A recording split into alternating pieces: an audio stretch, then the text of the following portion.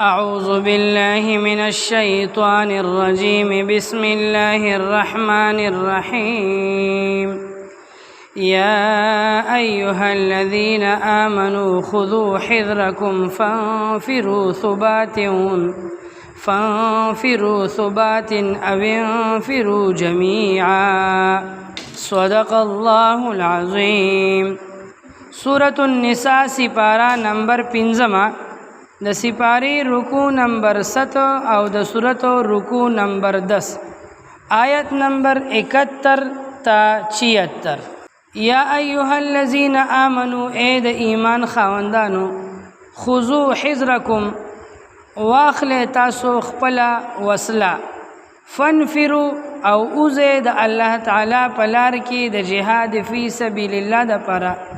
ثباتن وړي وړي ډلې او انفروا جميعا یا اوزه غون په غونډه پدې غونډه رکو کې الله جل شانه مؤمنانو ته د جهاد فی سبیل الله د کولو د کافرانو سره د جنگیدلو او د اعلاء کلمت الله د پاره د خپل سر د قربانولو ترغیب ذکر کوي او بیانې. اول حکم شو خذو حذرکم خپل وسله واخلئ. پدې کې دی خبره طرف ته هم اشاره ده چې مسلمان با په هر زمانه کې په هر دور کې په هر وطن کې د دنیا په کم ګډ کې چې اوسېږي د کافرو سره د جنگیدلو د پاره بزان د اسلحې په توګه باندې برابر ساتي. مسلمان بزان سره وسله ساتي او د ضرورت مطابق چې دته د کم قسمه وسلې ضرورت مو نو دی به انفرادي هم او اجتماعي هم، یعنی په ملکی سطح باندې د ټول ملک په سطح باندې به مسلمان د خنخو وسله د ځان سره د ساتلو او د جوړولو او د طاقت د حاصلولو پوره کوشش وکړي. او انفرادي طور باندې به هم هر مسلمان په کور کې ځان سره دومره وسله ساتي که د په ملک او په وطن او په کلی باندې کافر حمله وکړي نو چې دی په کور کې تش کچمولی او دوه خپې او دوه لاس نه ناسه چې دومره څه ورسره وي چې د خپل سر د خپل مال د خپل کور او د خپل بال بچ حفاظت پې کولی شي. دومره وسله به مسلمان د ځان سره په کور کې ساتي. او حکومت وقت لپکار دی چې دی مسلمان ته د دې خبرې اتارټي او د دې خبرې اختیار ورکي، یعنی په دې زمانه کې واخله سیبه لیسنس جوړول. نو حکومت وقت لپکار دی چې دی مسلمان ته په کور کې د وسلې د ساتلو د پاره د لیسنس اسباب برابر کی او مهیا کی ورته چې مسلمان که کور کې ځان د پاره د خپل حفاظت د پاره وسله ساتي نو چې دا ساتل د په کور کې ګران نه وي سیبه تماچه د 100,000 روپو وي او لیسنس د 1,00,000 روپو وي سیبه ټوپک د 500,000 او لیسنس به ولا په 6,00,000 جوړي. نو مسلمان لره په کور کې وسله ساتل ګران شوي دي سیب. داسې خو مسلمانان نو یو زمانه داسې و یو دور داسې و چې مسلمان با که نارینه و که زنانه به وه که پیغله به وه که بوډی به وه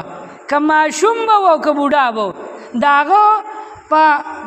په ملا باندې به توره هر وخت را ځوړنده وه سیبه خنجر به اینی ټیم د سره په تیکي کې موجود و. مسلمان به بغیر وسلې نه ګرځېدو. حدیث مبارک راغلی دی وسله د مسلمان کالی دی کالی بی وسلې مسلمان دا به هم څه مسلمان وي سیبه. خو افسوس د دې زمانې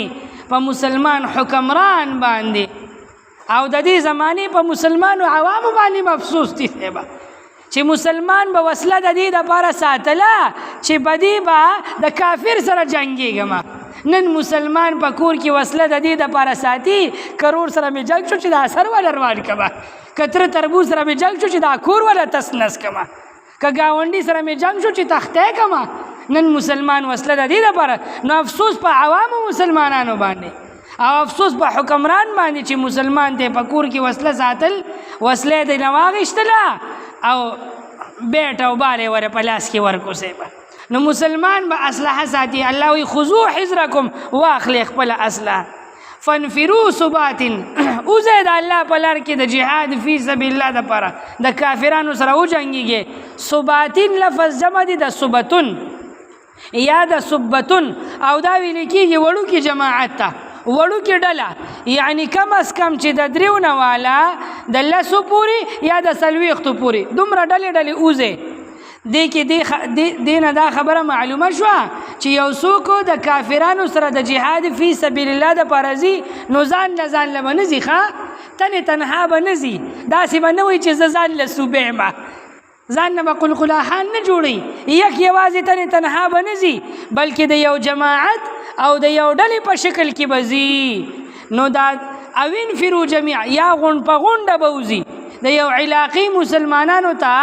د کافرانو نه خطره وه چې دوی په مونږ راځي یا زمونږ وطن مونږ نه نیسي یا په مونږ حمله کوي.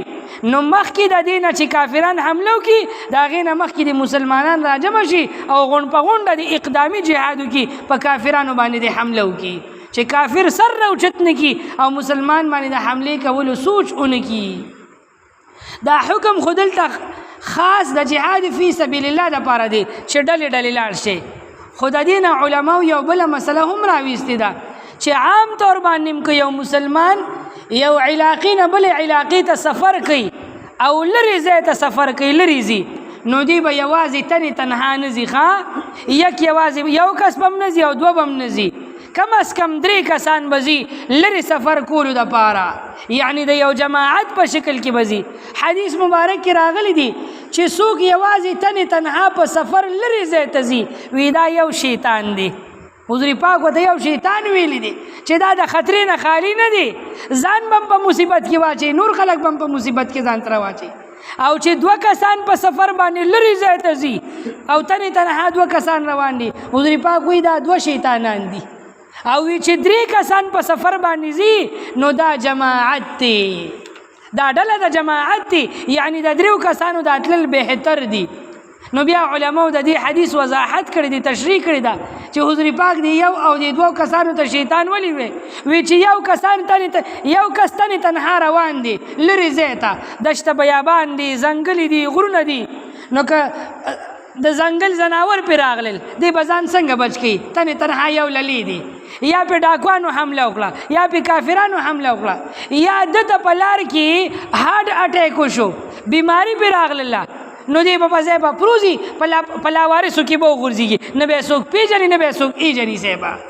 او چې 2 کسان ځي نو دا 2 کسان هم د خطرې نه خالي نه دي صاحبه 2 کسان کمزوري دي که د یو باندې یو چا حمله وکړله یا دا یو بیمار شو او د ده بیماري داسې وه چې ده ته د فورا د علاج ضرورت و نو دا 2م کس په ډاکټر پسې ګرځي دی به په دغه ځای باندې یوازې پرېږدي نو چې دا یو یوازې پرېږدي او دا بل لاړ شي طبیب پسې او چې واپس راځي او دی په حق رسېدلی وي او خلک پرې راجمع شوي او چې دا بل وله رارسي نو دی به په لاوارثو کیسې به د هغه ځای نه ورک شوي وي. نو د 2 کسانو دا سفر هم تنها کول دا د خطرې نه خالي نه دي. او چې 3 کسان وي نو که یو بیمار شو دا بل دی ورته کینی او دا 3 ګړی به لاړ شي ډاکټر به راولي صاحبه دی به له انتظاماتو کی دی به اسباب برابر کی او که بالفرض دغه کس مړم شو نو دا یو خو به ورسره وي د حفاظت دپاره که نه دا یو خو به دومره د تپوس پوښتنې دپاره ښه به وي که څوک ورته راجمع هم شو رامغلل ورته نو په لاوارثو کې به نه ورکېږي جنازه به وکړي شي د کفن دفن صحیح انتظام به وکړي شي. نو عام طور باندې حدیث مبارک کې راغلی دی چې بهترین جماعت د 4 کسانو دی او بهترین لښکر او ډله چې د جهاد دپاره ځي هغه د 400 کسانو دی او بهترین لوی لښکر چې د جهاد فی سبیل الله دپاره ځي هغه د 400 کسانو دی. نو حدیث مبارک کې راځي الله جل شانه ته طاقتور او مضبوط مسلمان د کمزوري مسلمان نه زیات خوښ دی نو مسلمان بزان په مټو باندې برابر ساتي په مال او په اسلحه باندې جسمانی قوت او مالی قوت او اسلحي قوت دا 3 وړه قوت به دې ځان له برابر ساتي د کافرانو سره د جنګېدو دپاره. وان منکم لمن لیبطئن د حضور پاک صلی الله علیه وسلم په زمانه کې بعض خلک منافقانو په ظاهر ځان ته مسلمان وي خو منافقانو په زړه کې منافقتو نو چې کله به د جهاد فی سبیل الله مقراغله کنه او دوی ته به پته ولګي دا چې کافران په تعداد کې زیات دي او که ورغلو نو سر خورو تخته کېږو صیبه نو دوی به سیټ ته کېدل انې بانې به یې کولې جهاد له به نه تلل. نو صحابه خو به د حضور پاک په حکم سر ورکولو ځان به قربانولو چې حضور پاک به یو جهاد لتلو نو صحابه وایي چې د الله محبوب پیغمبر وځي او موږ به په کور کې ناست یو دا چرته کېدی شي. نو مسلمانان صحابه به لاړل. نو که چرته صحابه او مسلمانانو ته به عارضي شکست ملو شو شهادتونه به راغلل زخمیان به راغلل نو د منافقانو به په خپل منځ کې لاک شکرونه ویستل خدایا شکر دی چې زه وسره نه یم تللی وګوره هغه بل سر وخوړو اوس به ورسره ما هم سره خوړلی و زه به هم په حق رسېدلی وم زمانه به هم بچي پاتې شوي وو ښځه به مې کونډه شوې وه مال به رانه پاتې شوي وو نو بیا به یې شکرونه ویستل. داسې به ځان ناجاړه کو لکه ګویا چې د دوی د دې مسلمانانو سره او د حضور پاک سره د سر اړو څه تعلق او رشته نشته اړو د کلمې هغه تعلق نشته دی. او که چېرته مسلمانانو ته به فتح ملو شوه او مسلمانانو به غنیمتونه راوړل نو دوی به بیا لکه د مچانو لاسونه مرولل او افسوس پې کو ها یاره خو څه غټ چانس رانه ضایع شو څه خطرناکه مقرانه لاړه کاش چې زم د دوی سره وي دقه د سار لاړل او ماښام یې دومره چمان غنیمتونه ځان سره راوړل او غازیان راغلل نو که زه تللی وم زه به هم غازي شوم اوس په ماته هم په غنیمت کې حصه میلو شو د الله رضا به مقصد نه و صیبه د دنیا لالچ به و نو که مرګ به ورته په نظر راتلو نو بیا به وي ښه ده چې نه یم تللی ورسره اوس په مړ شوي وم او که مال او غنیمتونه به مسلمانانو ته میلو شو نو بیا به هم ځان داسې ناجاڼه کو لکه چې گویا د دوی او د مسلمانانو په منځ کې د سره اړو سره رشته نشته وي اوس په ماته هم غنیمتونه میلو شو. نو الله جل شانه په دې آیت کې د دې خلکو د دې منافقانو مذمت بیانوي او مسلمانانو ته وایي چې ځان نه منافقان مه جوړوئ د دنیا لالچ مه کوئ د الله د رضا دپاره د الله په لار کې جنګېږئ. فلیقاتل فی سبیل الله الذین یشرون الحیاة الدنیا بالآخرة څوک چې د آخرت په بدل کې د هغه همیشه ژوند په بدل کې د دنیا د عارضي ژوند خرڅوي په الله باندې نو خرڅ دې کړي د دنیا د عارضي ژوند خو به قربان شي د آخرت همیشه زندگی نعمتونه او جنتونه به ورته الله تعالی حاصل. او الله وایي څوک چې د الله په لار کې جنګېږي جهاد فی سبیل الله کې چې څوک ځي نو یاد وساته په جهاد کې دوه خبرې دي درېیمه نشته یا شهادت دی او یا غازی کېدل دي صیبه یا به شهید شي او یا به غازی شي درېیمه لار پکې نشته. الله وایي چې څوک د الله په لار کې وجنګېدل نو که دې شهید کړی شو ووژلی شو بیا هم کامیابي ده د ده دپاره. د شهیدانو ډېره لویه مرتبه ده د شهیدو یو څوک چې د الله په لار کې شهید کېږي د ده د وجودو د وینې اوله قطره ځمکې ته لا رسېدلې نه وي چې الله یې مخکې وروستي ټول ګناهونه معاف کړي او شهیدان به د قیامت پر ورځ د پیغمبرانو سره په یو قطار کې په کورسو باندې ناست وي. فرق به صرف دومره وي چې د پیغمبرانو په کورسو باندې به پیغمبري مهر لګېدلی وي او د شهیدانو په کورسو باندې به د شهادت مهر وي د پیغمبر مهر به نه وي. نو شهادت ډېره لویه مرتبه ده. الله وایي چې د الله په لار کې جنګېږي او شهید شوي نو بیا هم کامیابې او که بچ شوي او ژوندې راغللی غنیمتونه به راوړي نو بیا به هم غازي شي که زخمي شوي بیا به هم د اجرونه الله وایي دواړو صورتونو کې به زه دې مسلمانانو ته لوی اجر ورکمه. په مکه مکرمه کې ډېر مسلمانان داسې و ډېر وخته پورې چې هغه د کافرانو په مکه کې قید کړي وه او هجرت کولو ته یې نه پرېښودل مدینې ته تلو ته هم نه پرېښودل. په هغې کې حضرت عبدالله ابن عباس رضی الله تعالی عنه وړوکې ماشوم و د سره مور وه ولید ابن ولید رضی الله تعالی عنه سلمه ابن سهل رضی الله تعالی عنه او نور ګڼ شمېر صحابه و چې څوک ځوانان و څوک بوډاګان و څوک زنانه وي څوک ماشومان و او دا د کافرانو قید کړي او ظلمونه ستمونه به یې پې کول. نو کله کله به دغه مسلمانانو د ډېره سوخته الله ته به یې لاسونه اوچت کړل چې خدایه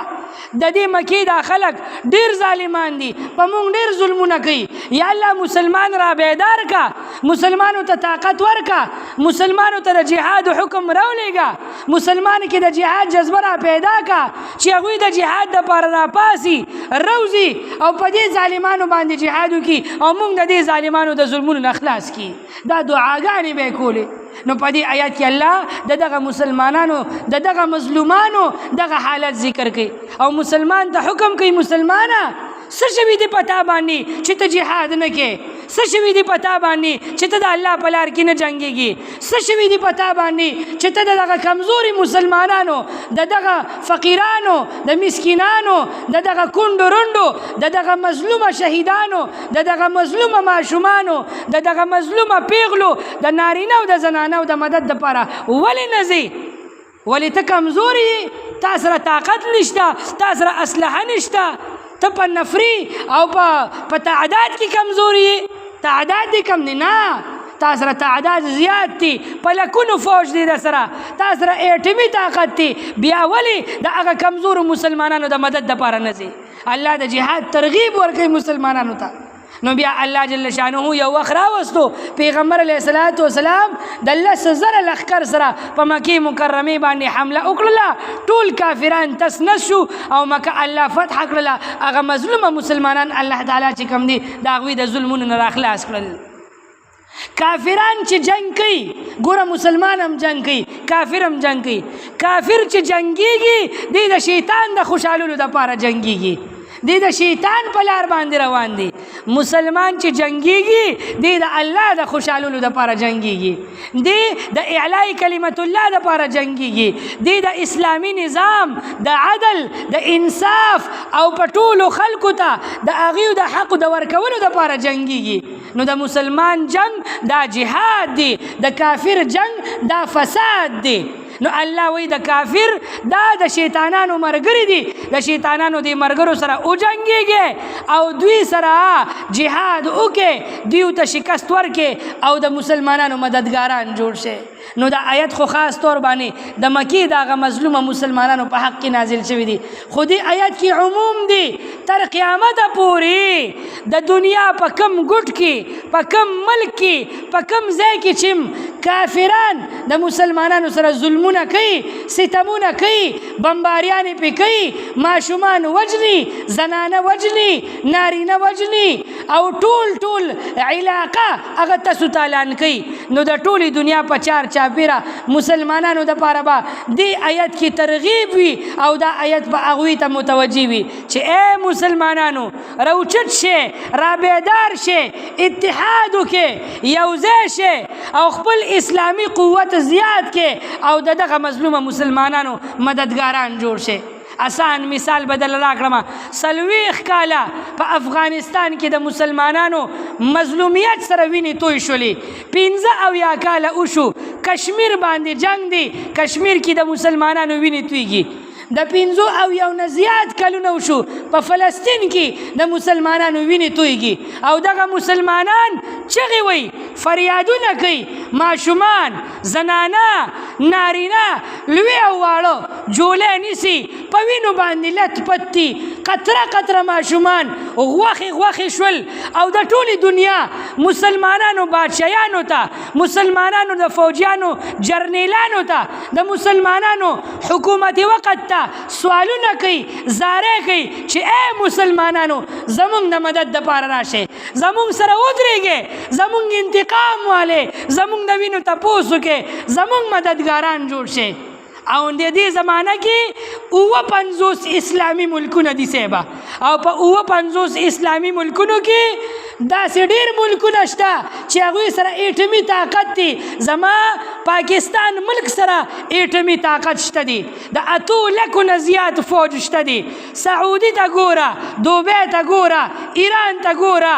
هندوستان ته ګوره نور اسلامي ملکونو ته ګوره دا 50 اسلامي ملکونه دي خو افسوس صد افسوس د دې زمانې په حکمران باندې د دې زمانې په هغه ایټمي قوت او طاقت والا مسلمان باندې چې 50 ملکونو کې د مسلمان وینې تویږي مسلمان قیمه کېږي پیغلې وجلې کېږي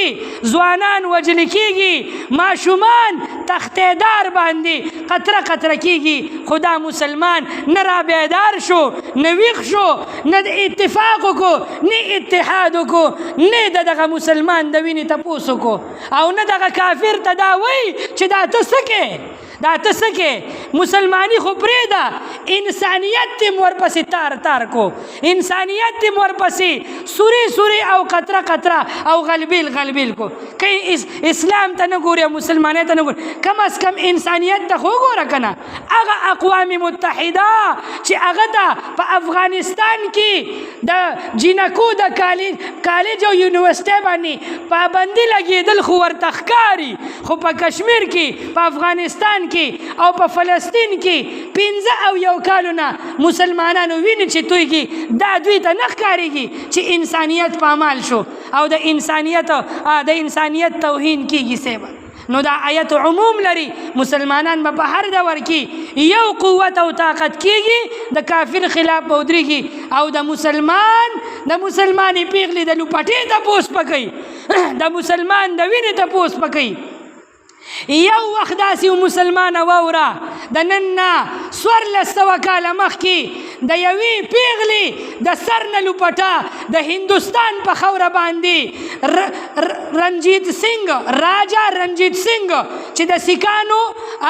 سربراه او د هندوستان باچو د یوې مسلمانې د پیغلې د سر نه لوپټه کوزه کړله او هغه مسلمانې خط ولېږلو محمد ابن قاسم ته حجاج ابن یوسف ته عبدالملک ابن مروان ته یو وخت داسې و چې د دغه یوې مسلمانې د پیغلې د لوپټې د تپوس کولو دپاره محمد ابن قاسم لښکر را روان کو د عربستان نه د دې کراچۍ پورې د دې ملتانه پورې ټول هندوستان یې په کافرانو باندې تس نس کو او دې ځای پورې د اسلام جنډه خښه کړله او د ټولې دنیا